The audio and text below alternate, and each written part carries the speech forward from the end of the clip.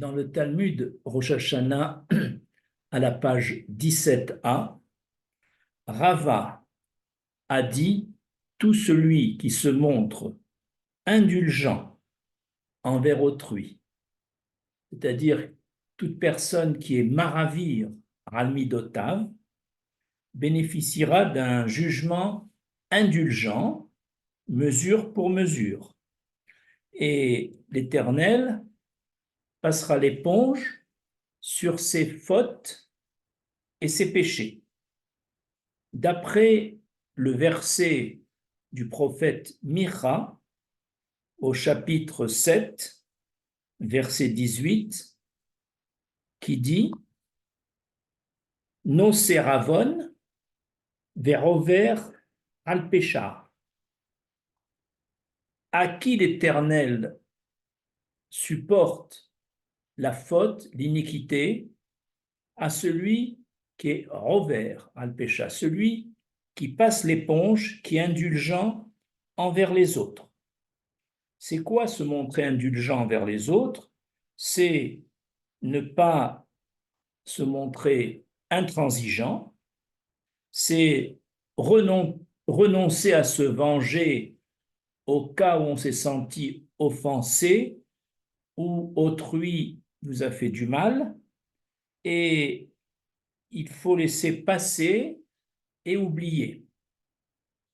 Ce comportement noble de Maravir Almidotav consiste finalement à renoncer à la stricte justice, à ne pas tenir rigueur des offenses que l'on subit, et donc à être moins intransigeant envers celui qui vous a offensé et ne pas tenir rancune de cela.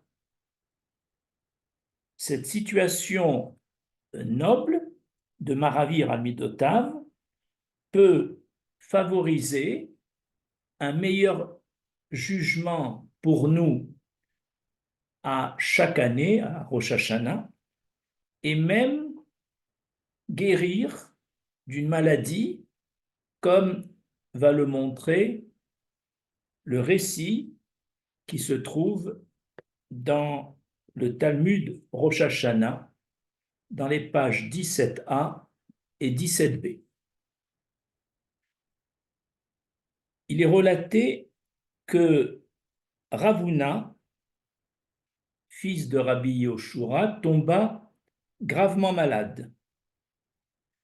Et Rav Papa est venu lui rendre visite pour s'enquérir de sa santé, mais Rav Papa constata qu'il était dans un état désespéré.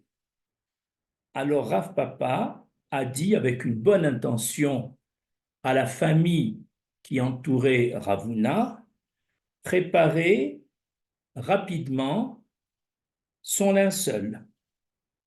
Évidemment, Ravuna était dans un état comateux, a entendu ces propos.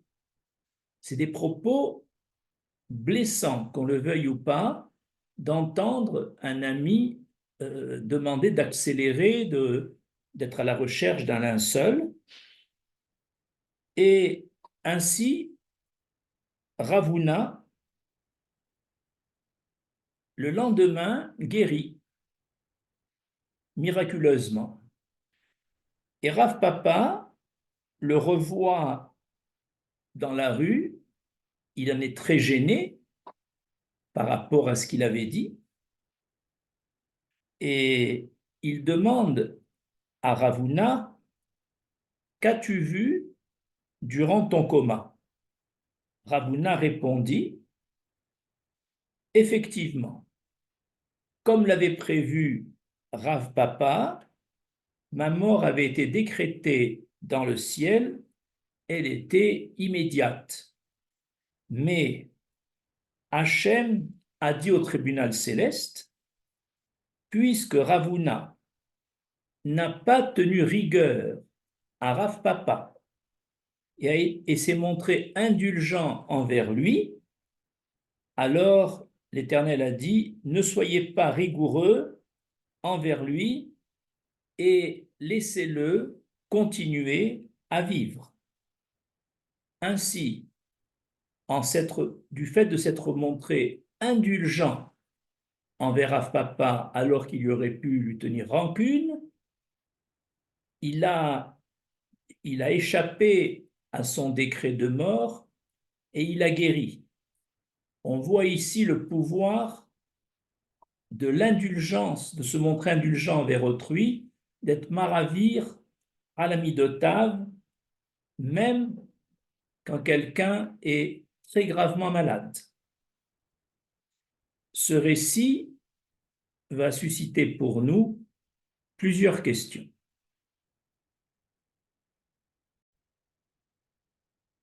Première question, quels sont les avantages de se montrer indulgent envers autrui, d'être maravir al midotav? Selon Rashi, tout celui qui retient, qui est maravir, qui retient sa colère contre son prochain qu'il a lésé ou qu'il a offensé, la colère du ciel contre cet homme sera elle-même retenue. C'est-à-dire que Mida keneged Mida, mesure pour mesure, à l'indulgence envers autrui, le ciel répondra par un jugement bienveillant et indulgent également. Et de plus, la midatadine, la rigueur divine, épargnera cet homme et cette rigueur divine passera par-dessus lui, comme lui a su passer l'éponge envers celui qui l'a offensé. Même si la faute n'est pas pour autant pardonnée, mais elle existe, mais l'Éternel n'en tient pas compte. Un deuxième avantage, c'est que selon Rav Dessler, tout celui qui se comporte avec la qualité de Maravir al Midotav trouve grâce aux yeux de son prochain. Et ainsi, cet homme s'inclut dans l'assemblée d'Israël.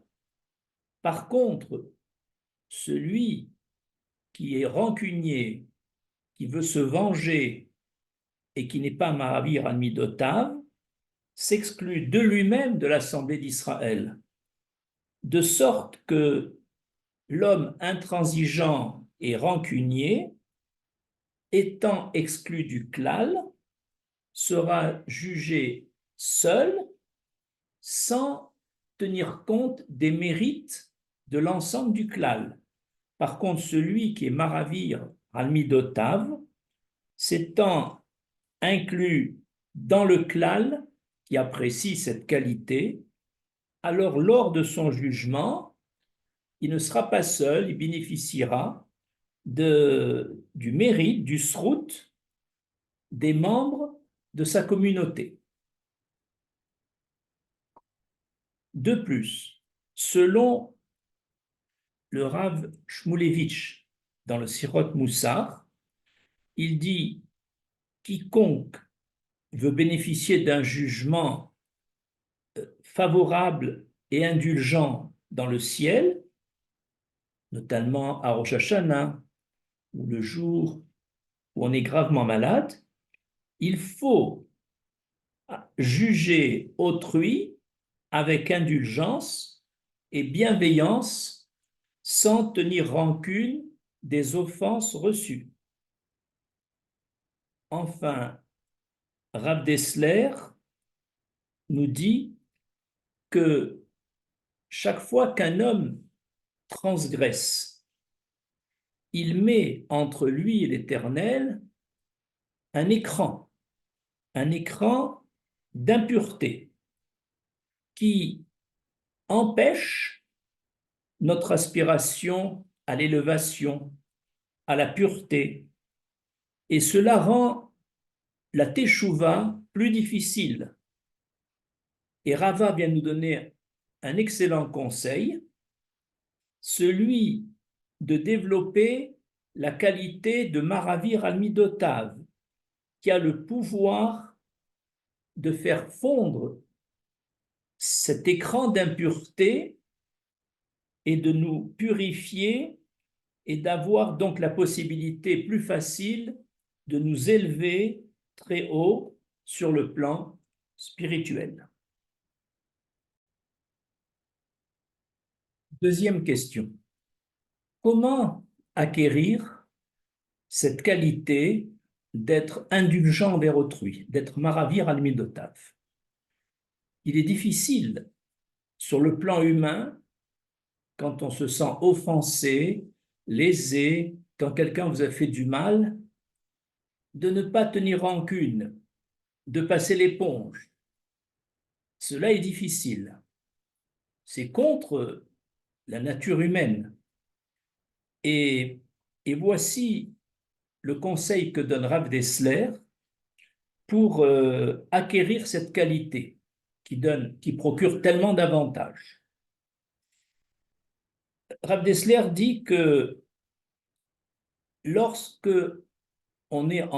deux personnes sont en discorde, ou que l'un ressent le mal que l'autre lui a fait, chacun se voit lui-même. Il ne tient pas compte du regard de l'autre, de la façon de penser de l'autre. Chacun se voit lui-même avec ses propres yeux et refuse de se voir avec les yeux de l'autre. Ainsi, ces deux personnages portent un regard différent sur la même situation. Et c'est ça qui est à l'origine du blocage de l'indulgence envers l'autre. Et le Rav Dessler illustre ce qu'on vient de dire par un exemple concret. Un homme pauvre se présente devant un homme riche et lui réclame une aide financière importante. Et le riche s'irrite contre le pauvre car il lui dit: tu es effronté de me demander une somme aussi importante. Et donc il lui dit: tu es insolent et je n'accepterai pas de te prêter cette somme aussi grande. Le pauvre, de son côté, se sent humilié et lui, il se disait: Hachem a donné des excédents à cet homme riche, pourquoi refuse-t-il de me prêter ce dont j'ai besoin? Ainsi, le riche et le pauvre ont ici un regard différent sur la situation. Et ils se séparent tous deux dans la discorde. Et tous les deux sont déçus et découragés parce qu'ils portent des regards différents. Si chacun avait fait l'effort, aussi bien le riche que le pauvre, de comprendre l'état de l'autre, la façon de penser de l'autre, même sans l'approuver, mais simplement essayer de se mettre dans la peau de l'autre, cela aurait empêché cette brouille et il y aurait pu avoir de l'indulgence de l'un et de l'autre. Troisième question. Pourquoi Ravuna, qui était à l'article de la mort, a été sauvé et a guéri?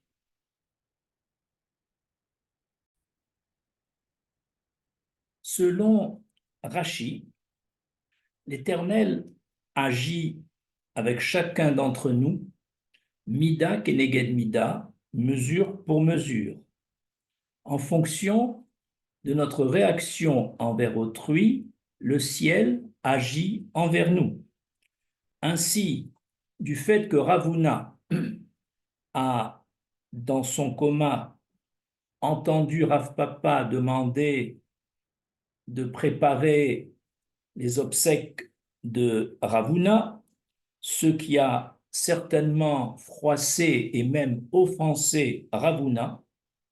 Cependant, bien que Ravuna sache que cela était en accord avec la loi juive qui recommande d'enterrer le plus rapidement possible son mort, et c'est pour ça que Rav Papa avait demandé de préparer les linceuls pour gagner du temps. Cependant, Ravuna, offensé, a immédiatement pardonné à Rav Papa, ne lui en a pas voulu du tout, et en réaction, l'Éternel a retiré la midatadine, la rigueur divine, et a épargné de la mort prévue Rav Huna, qui a pu ainsi guérir et retrouver la vie. Nous avons une autre explication qui est tirée du Talmud Chagiga, à la page 5. Il y a une discussion entre l'ange de la mort et Rav Bibi. L'ange de la mort raconte à Rav Bibi que parfois, il doit intervenir pour reprendre l'âme d'une personne avant la date prévue pour quitter ce monde. Et Rav Bibi lui demande comment cela se passe. Il lui dit par exemple, lorsqu'un homme se met en situation de danger, et dans une situation de danger, il compte sur un miracle. Mais parfois, ses mérites ne sont pas suffisants pour amener ce miracle. Et alors, cet homme va perdre la vie dans cette situation dangereuse parce qu'il s'est mis lui-même en situation de danger et donc il quitte la vie avant la date prévue parce que ses mérites ne sont pas suffisants pour le miracle qu'il aurait dû avoir. Et Rav Bibi lui pose la question, et ces années durant lesquelles cet homme devait vivre, que fais-tu de ces années, puisque le capital d'années dans le monde est constant, est donné? Et l'ange de la mort répond, eh bien, ces années-là, je les attribue en supplément de vie aux Talmidei Chachamim qui ont fait preuve d'indulgence envers autrui, qui ont fait preuve de maravir Ralmidotav. C'est l'exemple même de Ravuna qui a bénéficié d'années de vie. D'où viennent ces années? De certaines personnes qui ont quitté le monde avant la date prévue, comme on l'a expliqué, et c'est celui qui bénéficie, qui a le mérite de Maravir Amidota, qui bénéficiera de ces années, et cela indépendamment de toute raison médicale, ça veut dire indépendamment de soins, d'opérations, c'est cette attitude d'indulgence qui procure à cet Talmidei Chachamim une guérison et un prolongement de vie. Cinquième et dernière question. Il semble qu'il y ait une contradiction entre l'enseignement de Rava qui recommande d'être indulgent envers ceux qui nous offensent et l'enseignement de Rabbi Yochanan qui demande à un Talmid Chacham offensé d'être rancunier. En effet, dans notre Gemara, dans le récit cité tout à l'heure, Rava dit que tout celui qui est Maravir Amidotav bénéficiera de grands avantages, comme on l'a vu. Cependant, dans le Talmud Yoma, Rabbi Yochanan a dit que tout Talmid Chacham, tout étudiant en Torah, qui s'est vu offensé et qui ne se venge pas et qui ne tient pas rancune dans son cœur, n'est pas digne d'être un Talmid Chacham. Il y a là une contradiction flagrante entre l'enseignement de Rava et l'enseignement de Rabbi Yochanan. Comment lever cette contradiction? Alors, premièrement, d'après le Talmud Yoma à la page 23a, tant que la personne qui a offensé ou déshonoré le Talmid Chacham ne l'a pas apaisé, ne lui a pas demandé des excuses, c'est la réaction recommandée par Rabbi Yochanan qui s'impose. Pourquoi? Parce qu'il s'agit ici non pas d'une offense personnelle, mais d'une offense envers celui qui représente la Torah. Donc c'est une offense contre Dieu indirectement. Et là, il faut se venger, il ne faut pas accepter le pardon, la mechila. C'est même une interdiction. Et ce comportement de Maravir Amidotav ne s'impose pas ici. Par contre, l'indulgence conseillée par Rava pour un Talmid Chacham qui s'est senti offensé, comme le cas de Ravuna, là, il y a lieu d'être indulgent et de pardonner dans deux situations, ou bien si la personne vous a fait de la peine et vous a causé un tort, sans pour autant vous mépriser. C'est le cas de Ravuna. Il a certes froissé et offensé Ravuna, mais il ne l'a pas méprisé. Il a voulu justement, selon la loi juive, accélérer les obsèques. Ou alors la deuxième raison pour laquelle c'est l'attitude de Rava, de l'indulgence qui s'impose, si la personne a méprisé le Talmid Chacham en privé et non en public. Et c'est ainsi qu'on fait le distinguo entre l'attitude recommandée par Rava et l'attitude recommandée par Rabbi Yochanan.